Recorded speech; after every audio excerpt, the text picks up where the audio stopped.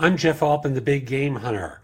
I coach people and organizations to play big, huge. And the question I was asked, well, let me just back and say, I worked as an executive recruiter for more than 40 years, filled more than 1,200 positions, yada, yada, yada. So the question I had for today is, what do employers search for? Technical skills or a higher GPA? I think it's a great question. Now, I want to start off by saying I interpret this as being asked by a less experienced person rather than a more experienced person.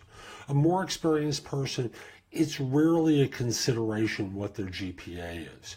Now, let's be clear.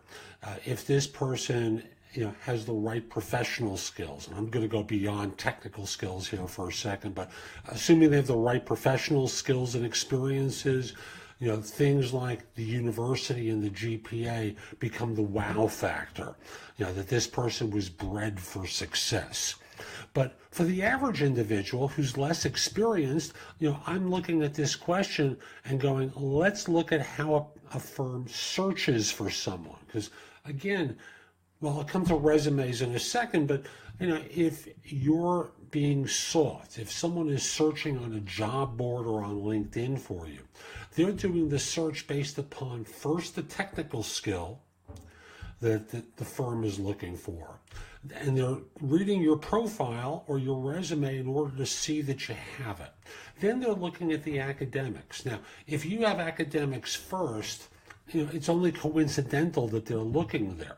It's not going to make them go, I must call this person, because if you don't have the technical background, it's completely irrelevant to them.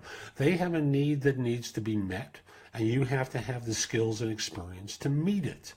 And thus, the differentiator for you after you've met that baseline of having the right skills and experiences becomes the university and the degree. The university, the degree, and the GPA. So first is always technical skills or professional experience, and second becomes the university, the GPA, the degree and the degree program and its reputation. I'll give you an example. A friend of mine used to do recruiting for hedge funds in Chicago, and they only wanted to see people out of specific universities with specific GPAs, period.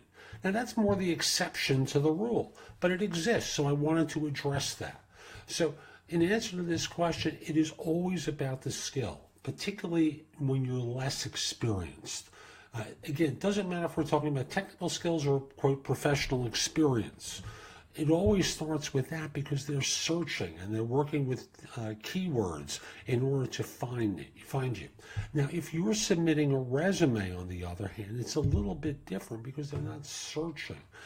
You can call attention to your GPA in the body of your email to which you attach your resume as part of your sales thing. So, for example, if you've got a 4.0 from Stanford in a particular program, you lead with that, and you talk about a year out of college that you've been working for fill in the blank organization. That's different.